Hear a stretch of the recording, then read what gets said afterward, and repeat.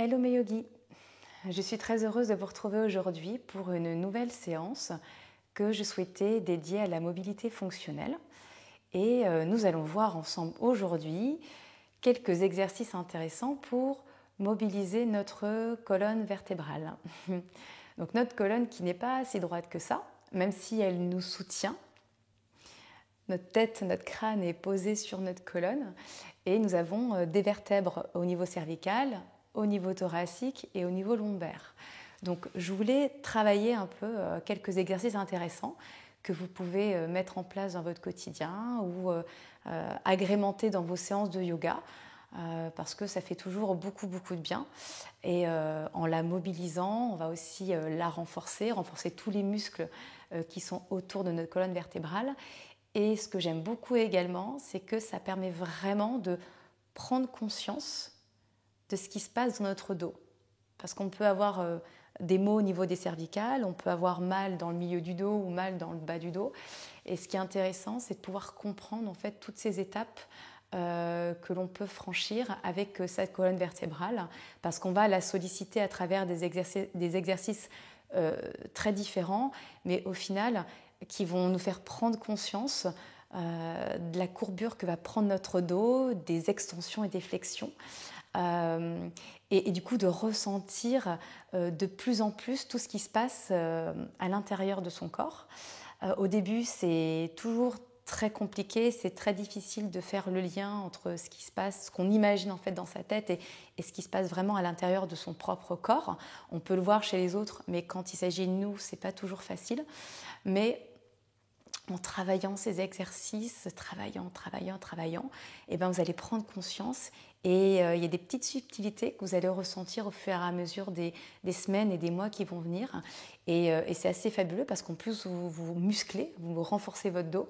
Et si vous avez des maux qui sont déjà présents, eh bien, vous allez éviter d'avoir encore plus mal et vous allez pouvoir travailler la flexibilité de votre colonne, lui redonner du mouvement, mais en douceur, sans forcer. Et donc, on va commencer aujourd'hui par un exercice, même plusieurs exercices qui se font assis. Alors, je vous invite à vous asseoir confortablement sur votre tapis.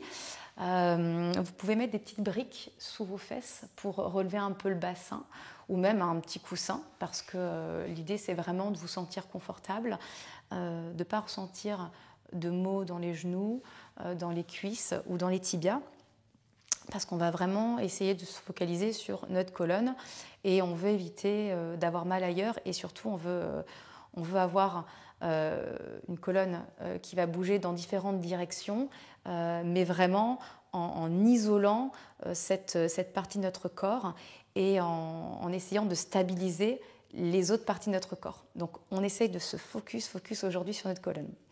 Alors vous allez venir sur votre tapis, vous mettre dans une position qui est confortable ici. On va commencer par 3 grandes respirations comme à chaque début de séance. On va prendre une profonde inspiration par le nez et une grande expiration par la bouche. Encore une fois, inspirez par le nez et expirez tout par la bouche. Dernière fois, inspirez par le nez et expirez tout par la bouche. Vous allez ouvrir vos yeux. Et donc, nous allons commencer par un premier exercice de torsion de la colonne vertébrale. Vous allez venir poser votre main gauche sur le genou droit ici, et puis votre main droite juste derrière vous, au niveau du bas de votre dos, sur votre tapis. Vous allez prendre une profonde inspiration par le nez en vous auto-grandissant. Donc vous sentez le sommet du crâne qui tire vers le ciel à l'inspiration.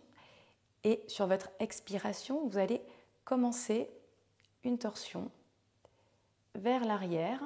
Donc ressentez le buste qui se presse, les organes qui se pressent vers l'arrière. Et là, vous allez vraiment où vous pouvez. Si vous avez mal à la nuque, vous regardez sur le côté. Mais si vous pouvez vraiment aller jusqu'au bout, et bien à ce moment-là, allez au maximum de ce que vous pouvez en regardant au-dessus de votre épaule.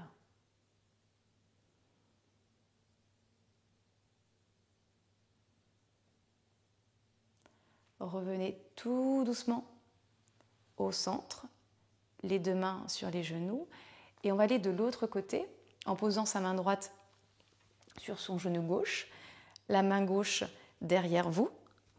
Vous allez prendre une profonde inspiration par le nez en vous auto-grandissant. On se focalise sur notre colonne ici.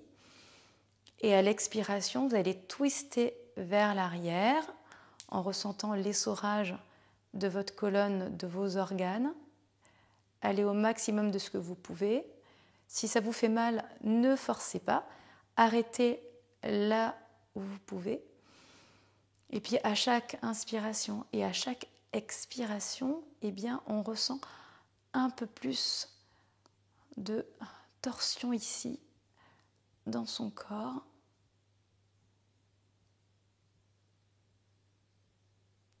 Et vous revenez tout doucement au centre. On va faire cet exercice une dernière fois pour que vous compreniez bien ce qui se passe.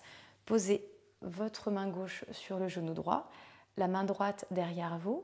À l'inspiration, pensez à l'auto-grandissement. Et puis à l'expiration, vous twistez vers l'arrière. Vous allez là où vous pouvez. L'idée étant vraiment de ressentir sa colonne qui twist, les organes qui s'essorent. On se fait un petit automassage ici.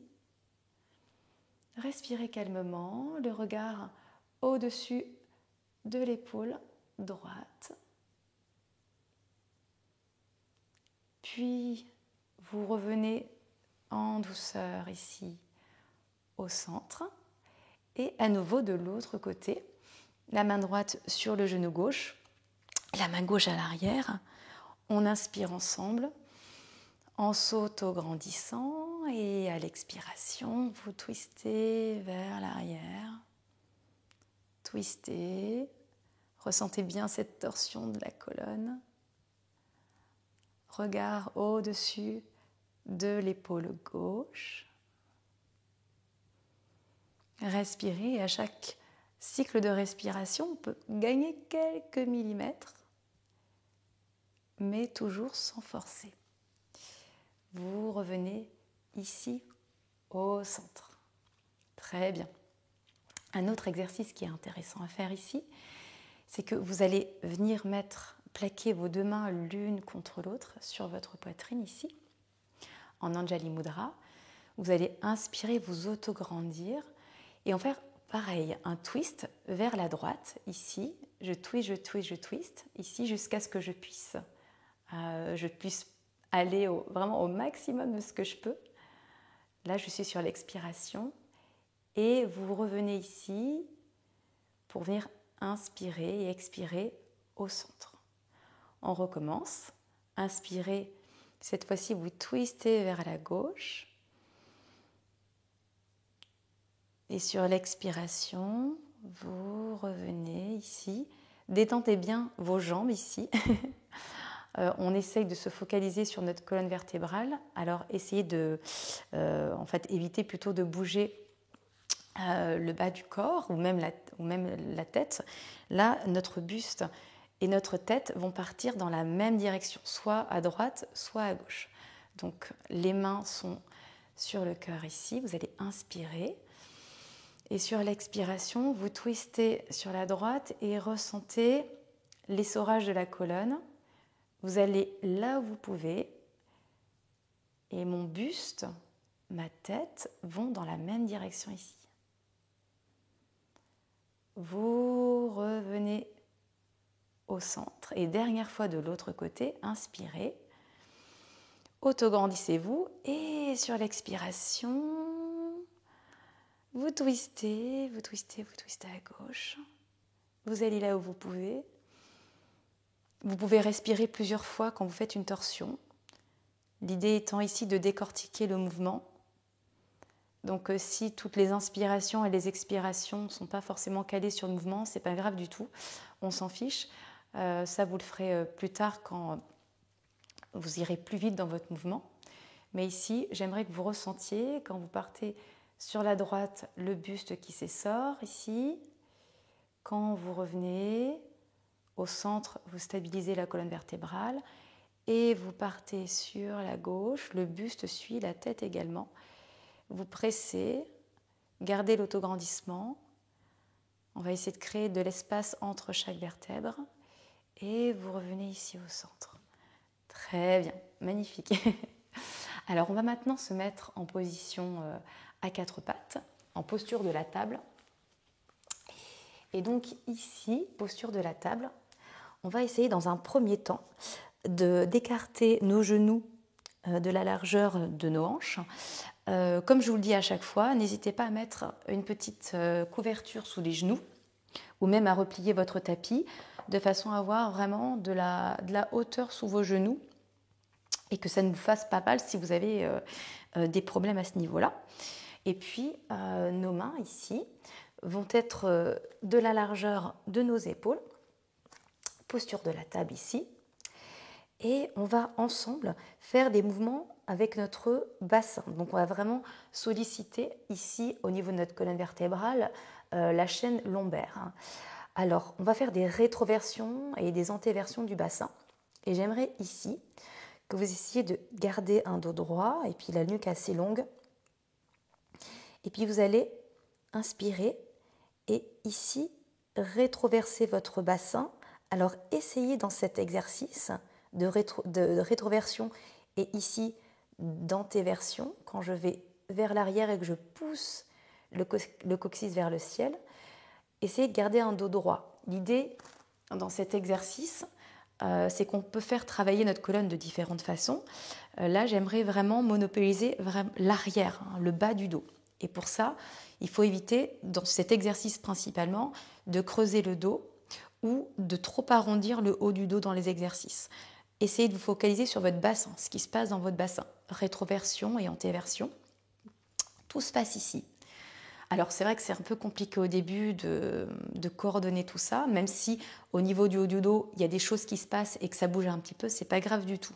Je voudrais juste que vous essayiez de comprendre ici ce qui se passe au niveau du bassin. Donc vous allez vous mettre ici, posture de la table.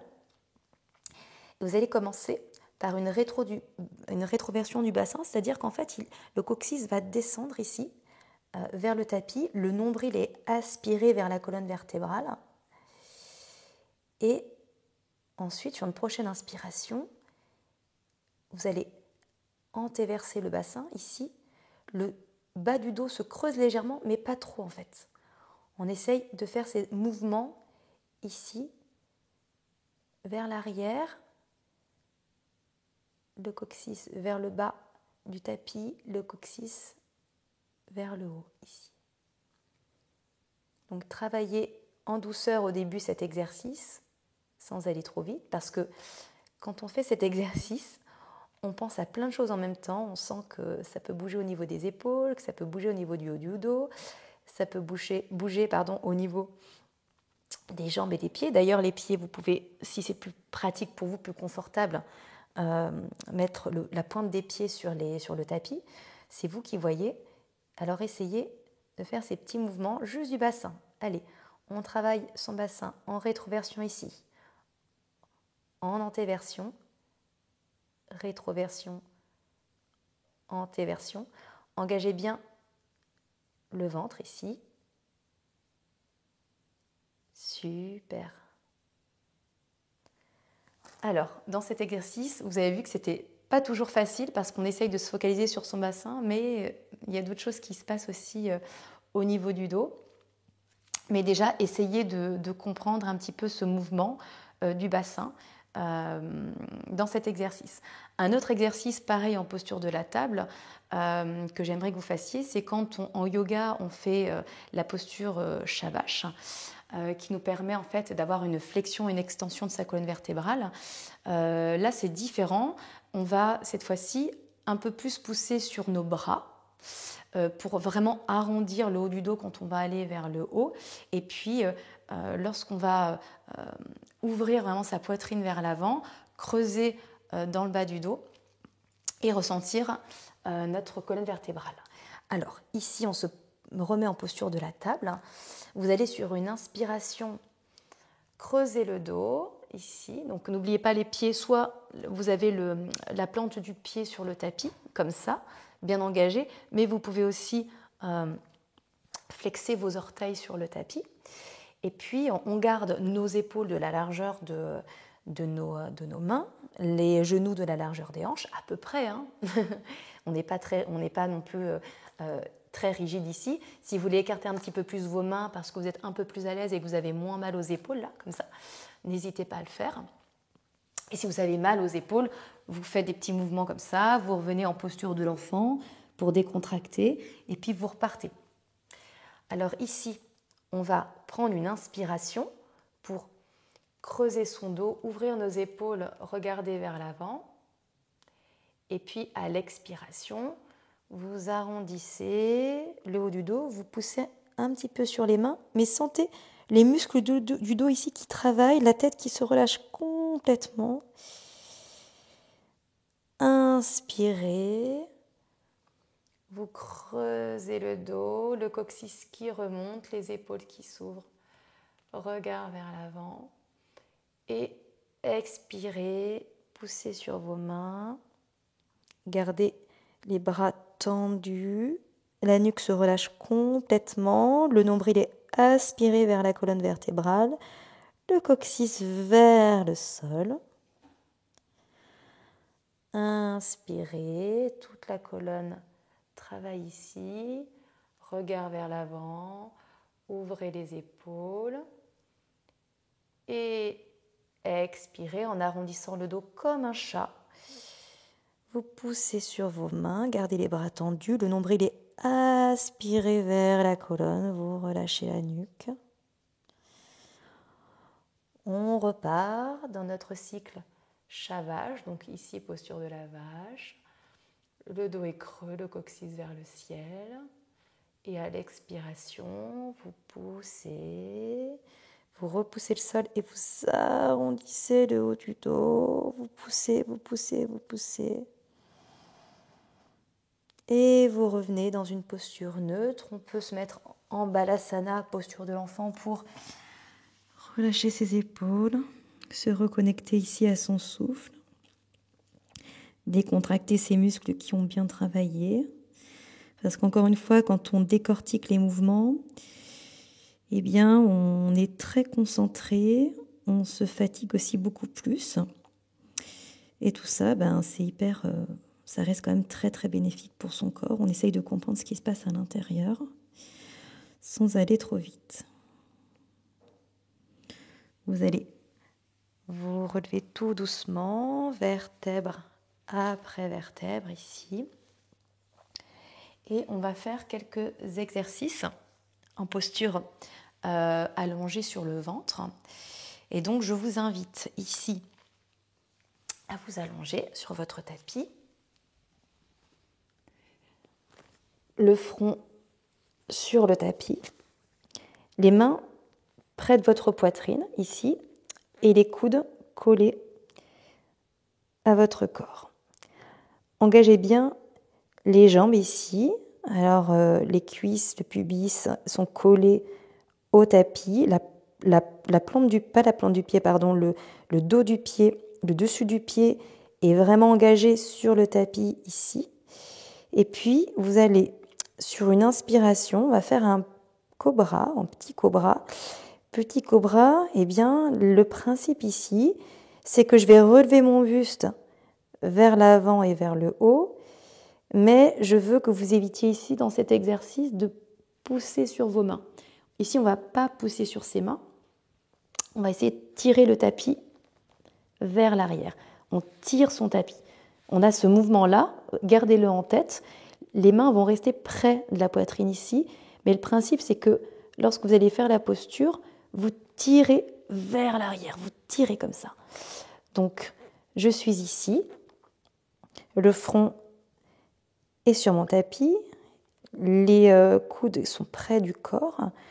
Vous allez inspirer, tirer votre tapis, et là, le sommet de votre crâne va se lever, va pousser vers l'avant, et ici, le buste va se monter vers le haut. Évitez de pousser sur vos mains ici. Gardez la longueur dans la nuque. et vous redescendez tout doucement.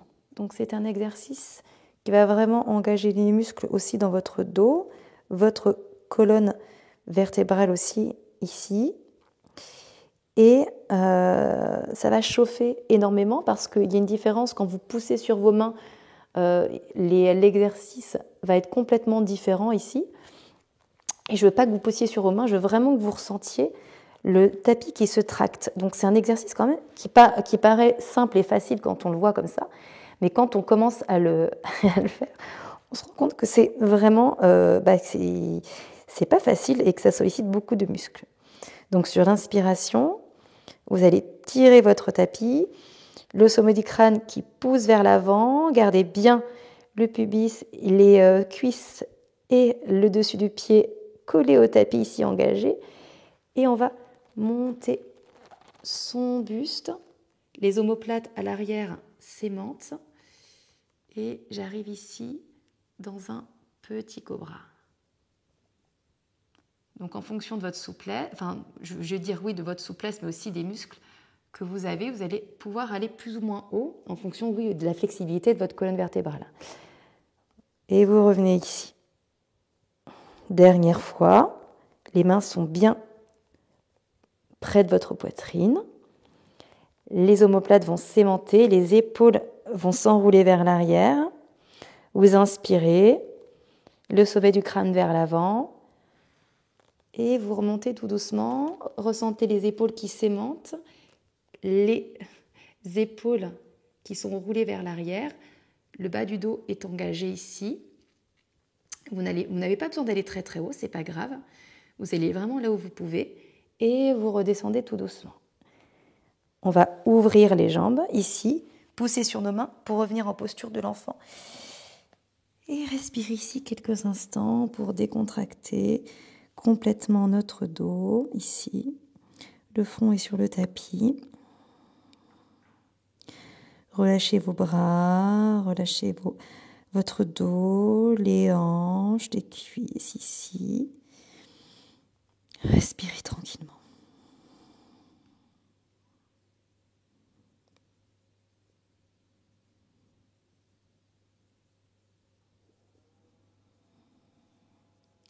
Quand vous êtes prêt ou prête, on va venir se relever ici, sur son tapis. Et on va faire quelques exercices en posture debout. Position debout, il y a un exercice que j'aime beaucoup, qui est la posture de la vague. Ce mouvement d'ondulation de la colonne vertébrale, qu'on peut faire aussi en étant à genoux aussi. Et donc vous allez venir vous mettre à l'avant de votre tapis. Si vous ne connaissez pas ce mouvement, je vous invite à le faire contre un mur. C'est toujours plus facile, donc moi je vais utiliser le mur que j'ai ici.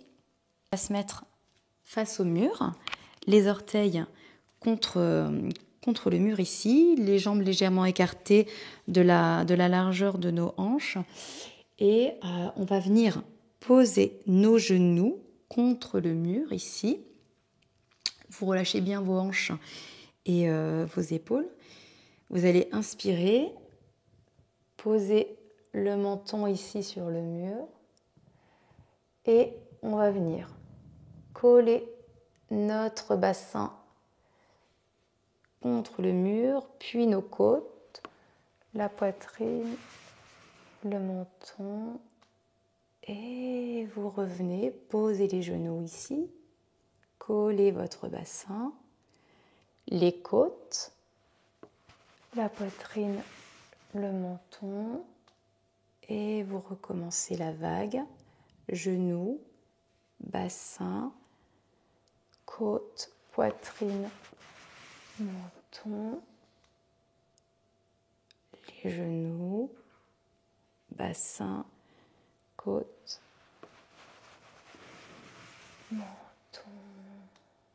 Et vous continuez ce mouvement de vague contre le mur. Essayez de ressentir ce qui se passe. Vous relâchez bien vos bras et vos épaules. Et je le fais une dernière fois contre le mur. Magnifique. Donc ça, c'est un exercice qui est super pour mobiliser notre colonne vertébrale.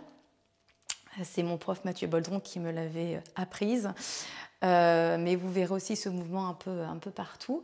Et vous pouvez le faire avec une petite musique d'ambiance parce que c'est sympa aussi. Ça permet de le faire de manière très slow. Et j'insiste sur le fait que pour comprendre ce qui se passe dans son corps et ressentir cette ondulation, qu'elle soit le plus fluide possible, parce qu'au début, c'est un petit peu saccadé comme un robot, et c'est complètement normal.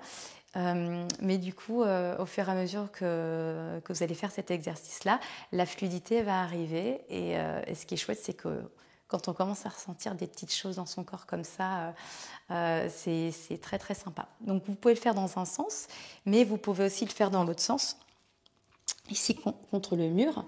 Et vous allez cette fois-ci coller le menton, ou même, on va plutôt commencer par le bassin, je préfère, je pense que ce sera beaucoup plus facile pour vous. Vous commencez avec le bassin contre le mur, et puis cette fois-ci, c'est dans l'autre sens, c'est-à-dire que le bassin est collé contre le mur.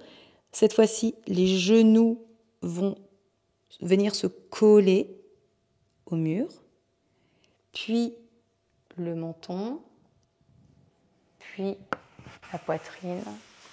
On glisse les côtes, on sent les côtes sur le mur, le bassin, les genoux, les fesses repartent vers l'arrière. Pas besoin d'envoyer vos fesses trop loin en fait, mais simplement ressentez qu'elles s'éloignent un petit peu. Vous recollez le menton, puis vous glissez vers le haut.